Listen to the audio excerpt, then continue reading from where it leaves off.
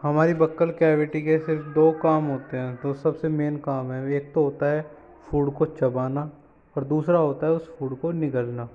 तो उसमें हमारे जो माउथ होता है, सलाइवरी ग्लैंड से सलाइवा निकलता है।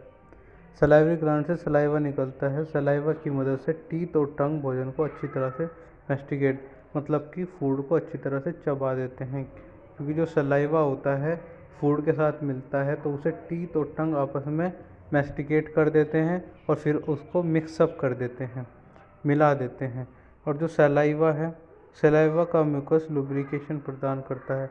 लुब्रिकेशन का मतलब है चिकनापन, ठीक है। तो सलाइवा जो है, सलाइवा का जो म्यूकस होता है वो लुब्रिकेशन देता है फूड को, ठीक है। और जो भी चबाया हुआ फूड है, उस जो भी चबाया हुआ फूड है उसे क्या कर देते हैं, उसके जो टुकड़े हो जाते हैं उन टुकड़ों को जो हमारी टंग है वो एक जगह जोड़ देती है, एक जगह जोड़ देती है और उससे एक बोलस लाइक स्ट्रक्चर बनती है। एक बोलस कहते हैं जब जो भी बनता है जिसको निगला जाता है फिर। तो बोलस जब जाता है, बोलस जाता है ओएसोफेगस में। तो बोलस जो है वो जाएगा कहाँ पे, ओएसोफेगस में। तो ओएसोफेगस में उसको मस्कुलर कॉन्ट्रैक्शन मिलता है। जो हमारा ओएसोफेगस है, ऐसे जो हमारा ओएसोफेगस है उसमें उसके ऊपर क्या होगा, कुछ मस्कुलर कॉन्ट्रैक्शन होगा जिसकी वजह से वो नीचे जाएगा, ठीक है। सक्सेडिंग वेव द्वारा ओएसोफेगस के नीचे खिसकता है, जिसे पेरिस्टाल्सिस कहते हैं। क्या कहते हैं इसको, पेरिस्टाल्सिस एक प्रोसेस होती है। इस प्रोसेस में क्या होगा कि जो हमारा ओएसोफेगस है वो कुछ ऐसे ऊपर ऊपर और नीचे ऐसे ऐसे क्या करता रहेगा, मूव करता रहेगा, ऐसे ऐसे एक एक मोशन करता रहेगा ऊपर नीचे। तो ओएसोफेगस क्या करता है, एक मस्कुलर कॉन्ट्रैक्शन देता है जिसे हम पेरिस्टाल्सिस कहते हैं। और जब ये ऐसे होता रहेगा तो फूड जो है वो बोलस जो है वो आराम से नीचे जाएगा, ठीक है। अब गैस्ट्रोएसोफेजियल स्फिंक्टर भोजन के स्टमक में जाने को कंट्रोल करता है। बिल्कुल, ये हमने पढ़ा था। जो गैस्ट्रोएसोफेजियल स्फिंक्टर है वो कहाँ पे होता है, वो हमारे स्टमक में, वो हमारे ओएसोफेगस के नीचे होता है। स्टमक में घुसने से पहले, स्टमक में जाने से पहले वहाँ पे क्या होता है, ओएसोफेजियल गैस्ट्रोएसोफेजियल स्फिंक्टर होता है, जो कि भोजन को स्टमक में जाने से कंट्रोल करता है कि इतना ही जाना चाहिए। या फिर अगर एक बार फूड स्टमक में जाया तो इसलिए वो वापस नहीं आ पाता, वो बंद हो जाता है। एक गेट की तरह है, जब फूड अंदर आता है स्टमक में तो स्टमक में आने के बाद जो फूड है वो वापस नहीं निकलता, ठीक है। तो उसे हम कहते हैं गैस्ट्रोएसोफेजियल स्फिंक्टर। अब है ओरल कैविटी में जो सलाइवा सिक्रीट होता है उसमें इलेक्ट्रोलाइट होते हैं, sodium positive, potassium positive, chlorine negative और हाइड्रोजन कार्बोनेट और एंजाइम सलाइवरी एमिलेज और लाइसोजाइम, ये एंजाइम होते हैं। तो ओरल कैविटी में क्या क्या होते हैं, सबसे पहले तो होते हैं इलेक्ट्रोलाइट। ये रहे हमारे पास इलेक्ट्रोलाइट, ठीक है। और जो एंजाइम्स है वे हैं हमारे पास सलाइवरी एमिलेज एंड लाइसोजाइम, ठीक है। तो डाइजेशन में केमिकल प्रोसेस की शुरुआत ओरल कैविटी में सलाइवरी एमिलेज से हाइड्रोलिक एक्शन से होती है। बिल्कुल, हमने क्या कहा था, डाइजेशन दो प्रोसेस से होता है, एक तो मैकेनिकल, दूसरा केमिकल। तो मैकेनिकल से जब होता है जब हमारे टीथ फूड को तोड़ते हैं, ठीक है, हमारे टीथ फूड को तोड़ते हैं छोटे छोटे पार्ट में। केमिकल जब होता है जब कुछ एंजाइम्स जो है फूड को तोड़ते हैं, उसको केमिकल प्रोसेस। तो केमिकल प्रोसेस जो है वो हमारे कहाँ पे शुरू हो जाती है, सलाइवरी में। हमारा जो ओरल कैविटी होती है, माउथ में ही ओरल कैविटी में सलाइवरी एमिलेज रिलीज होता है। सलाइवरी एमिलेज क्या करता है, एक्शन कर देता है फूड के ऊपर, वहीं से ही डाइजेस्ट करना शुरू कर देता है। किसके थ्रू,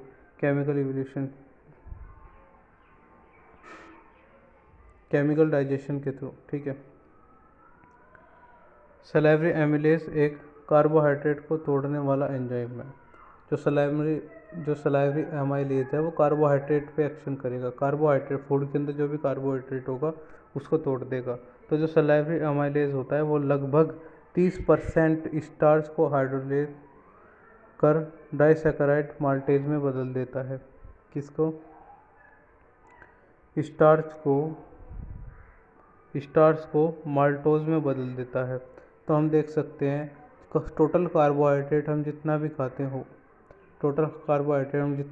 हो, उसमें से 30% जो है हमारे ओरल कैविटी में ही सलाइवरी एमाइलेज के थ्रू जो है डाइजेस्ट कर दिया जाता है, उसको स्टार्च को हाइड्रोलाइज कर डाइसैकेराइड में बदल दिया जाता है। सलाइवरी एमाइलेज के एक्शन का ऑप्टिमम पीएच 6.8 होता है। जो सलाइवरी एमाइलेज हमारे ओरल कैविटी में रिलीज होता है उसका जो एक्शन ऑप्टिमम पीएच होता है, जो सलाइवरी एमाइलेज है उसका पीएच कितना है 6.8, स्लाइटली एसिडिक होता है। ठीक है, सलाइवा में उपस्थित लाइसोजाइम एंटीबैक्टीरियल एजेंट की तरह काम करता है, इन्फेक्शन से बचाता है। ठीक है, तो सलाइवा में हमारे पास हमने कहा कि सलाइवरी एमाइलेज रिलीज होता है, उसी के साथ साथ लाइसोजाइम भी रिलीज होता है। तो जो लाइसोजाइम है क्या काम करता है, लाइसोजाइम जो है वो इन्फेक्शन से बचाता है। किससे, इन्फेक्शन से बचाता है। जो भी अगर कोई भी इन्फेक्टेड एजेंट हमारे फूड में आ जाता है तो उसको वहीं पे ख़त्म कर देता है। तो हम यहाँ पे देख सकते हैं स्टार्च जो है वो, यहाँ पे देख सकते हैं कि जो स्टार्च है वो माल्टोज में बदल रहा है सलाइवरी एमाइलेज के थ्रू, जहाँ पे पीएच कितनी है 6.8। स्टमक की म्यूकोसल लेयर में गैस्ट्रिक ग्लैंड पाई जाती है। स्टमक की जो म्यूकोसल लेयर है, हमने पढ़ी थी म्यूकोसा सब म्यूकोसा, तो उसमें जो म्यूकोसा लेयर है उसमें गैस्ट्रिक ग्लैंड्स जो हैं होती हैं, गैस्ट्रिक ग्लैंड्स होती हैं। ठीक है, तो गैस्ट्रिक ग्लैंड में मुख्यतः 3 प्रकार की सेल होती हैं जिनके नाम इस प्रकार हैं। गैस्ट्रिक ग्लैंड में मेन जो हैं 3 टाइप की सेल्स होती हैं जिनके नेम ये रहे। तो गैस्ट्रिक ग्लैंड्स जो होती हैं, एक तो है हमारे पास कौन सी, म्यूकस, एक तो हो गई कौन सी, म्यूकस नेक सेल भी बोलते हैं, म्यूकस नेक सेल होती है। ठीक है, जो कि क्या सिक्रीट करेगी, जो कि सिक्रीट करेगी म्यूकस को सिक्रीट करेगी, किसको, म्यूकस को सिक्रीट करेगी। दूसरी होती है हमारे पास पेप्टिक और चीफ सेल बोलते हैं, जो कि सिक्रीट करती है प्रो एंजाइम पेप्सिनोजन को सिक्रीट करती है। तीसरी होती है हमारे पास पेरिटल और ऑक्जेंटिक सेल, जो कि सिक्रीट करती है एचसीएल और इंट्रिंसिक फैक्टर को। ठीक है, तो म्यूकस नेक सेल से तो याद रख सकते हैं, म्यूकस नेक सेल से याद रख सकते हैं कि म्यूकस नेक सेल है तो वो म्यूकस रिलीज करेगी। ठीक है, अब जो हमारा क्या है, अब जो हमारा पेप्टिक और चीफ सेल है वो सिक्रीट कर रहा है प्रो एंजाइम पेप्सिनोजन। ठीक है, तो इसको हम कैसे याद करेंगे, चीफ है पेप्सी कंपनी का, कोई चीफ है पेप्सी कंपनी का, कोई चीफ है पेप्सी कंपनी का, तो हो गया पेप्सिनोजन। जो चीफ सेल होगी वो क्या रिलीज करेगी, पेप्सिनोजन। और पेरिटल सेल और ऑक्जेंटिक सेल, ठीक है, तो ऑक्सिंटिक सेल और एचसीएल। ठीक है, ऑक्जेंटिक सेल कौन सी कर रही है, पेरिटल है। ठीक है, पेरिटल का मतलब है कोई परी। ठीक है, परी है और एचसीएल हो गया, परी जो है वो क्या कर रही है, एचसीएल से बचा रही है। ऑक्जेंटिक और परी जो है दोनों एक जैसे हो रहे हैं, parietal cell oxyntic cell HCL और इंट्रिंसिक रिलीज करती है। ठीक है, अब हम चलते हैं आगे। तो इंट्रिंसिक फैक्टर हमें क्या देता है, हमने कहा कि पेरिटल सेल और ऑक्जेंटिक सेल हमें दे रहे हैं, जो पेरिटल सेल ऑक्जेंटिक सेल है 2 चीज़ रिलीज कर रहे हैं, एक तो एचसीएल, दूसरा इंट्रिंसिक फैक्टर। तो इंट्रिंसिक फैक्टर क्या होता है, इंट्रिंसिक फैक्टर विटामिन, जो हमारी बॉडी के अंदर हम विटामिन B12 लेते हैं उसको एब्जॉर्ब करने में हेल्प कौन करता है, उसको हेल्प करने में इंट्रिंसिक फैक्टर ही हेल्प करता है। स्टमक में लगभग 4 से 5 घंटे तक रहता है क्या, फूड जो है हमारे स्टमक में 4 से 5 घंटे तक रहता है, उसके बाद ही डाइजेस्ट होता है। ठीक है, डाइजेस्ट होता रहता है, उसके बाद नीचे जाता है इंटेस्टाइन में। तो स्टमक में एसिडिक गैस्ट्रिक जूस सिक्रीट होता है, तो स्टमक में क्या होगा, एसिडिक गैस्ट्रिक जूस सिक्रीट होगा जो कि डाइजेस्ट करने में हेल्प करेगा। यह जूस भोजन के साथ अच्छी तरह मिक्स रहता है। ये जूस क्या करता है, ये फूड के साथ, जो हम फूड लेते हैं उसके साथ अच्छे से क्या हो जाता है, मिक्स हो जाता है। तो मिक्सिंग स्टमक की मस्कुलर वेट से कर्निंग की वजह से होता है, इस मिक्सचर को काइन कहते हैं। ठीक है, तो जो मिक्सिंग होता है फूड जो है उस जूस के साथ, जो गैस्ट्रिक जूस है उसके साथ मिक्स हो जाता है। ठीक है। तो मिक्स कैसे हुआ वो फूड उसके साथ मिक्स कैसे हुआ, क्योंकि क्या होता है कि हमारी जो मस्कुलर वॉल है, हमारी जो स्टमक में क्या है मस्कुलर वॉल है, वो एक चर्निंग मूवमेंट देती है, उसको चर्निंग मूवमेंट देती है, उसकी वजह से मिक्स होता है। और जो मिक्स हुआ फूड है उसको इसलिए हम काइम बोल देते हैं। ठीक है। अब आते हैं पेप्सिनोजन। हाँ, सबसे पहली चीज़ जो होती है स्टमक में जो रिलीज होती है वो क्या है, पेप्सिनोजन। ठीक है। पेप्सिनोजन पेप्सिनोजन का प्रोटोलिटिक एंजाइम है, क्योंकि यह प्रोटीन को प्रोटीएज और प्रोटॉन्स पेप्टाइड में बदल देता है। हमने कहा था कि हमारे पास कौन कौन सी है, एक तो होगी हमारे पास म्यूकस नेक सेल सिक्रीट करते हैं म्यूकस, दूसरी हो गई चीफ सेल जो कि पेप्सिनोजन कर रही है। यहाँ पे हम देख सकते हैं पेप्सिनोजन। ठीक है। तो यहाँ पे क्या हो रहा है, पेप्सिन रिलीज हो रहा है, पेप्सिनोजन क्या करेगी, पेप्सिन रिलीज करेगी। और एक कैसा एंजाइम है, प्रोटोलिटिक एंजाइम है, क्योंकि यह क्या करता है, ये प्रोटीन को प्रोटीएसिस और पेप्टोन्स में तोड़ देता है। ठीक है। ये प्रोटीन को प्रोटीएसिस और प्रोटॉन्स में पेप्टोन्स में क्या कर देता है, तोड़ देता है।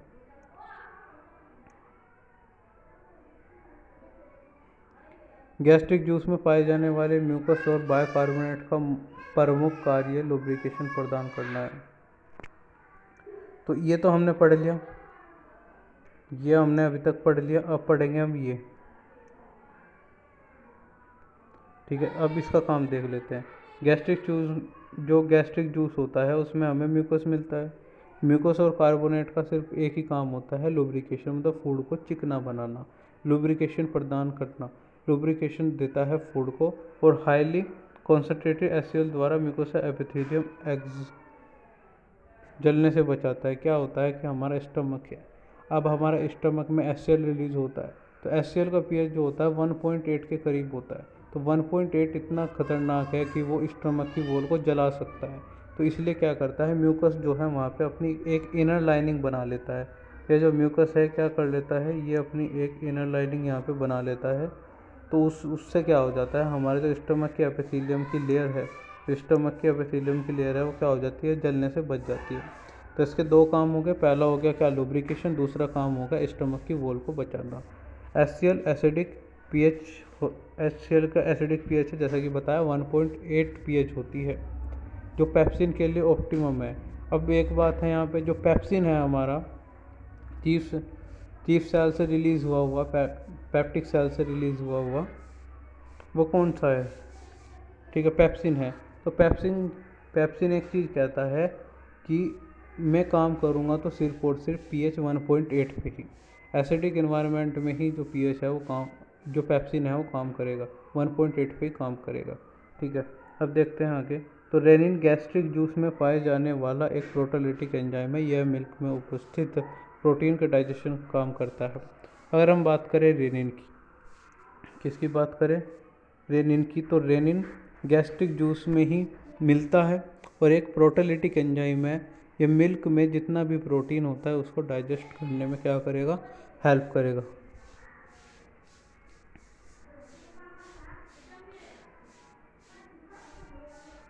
अब बात करते हैं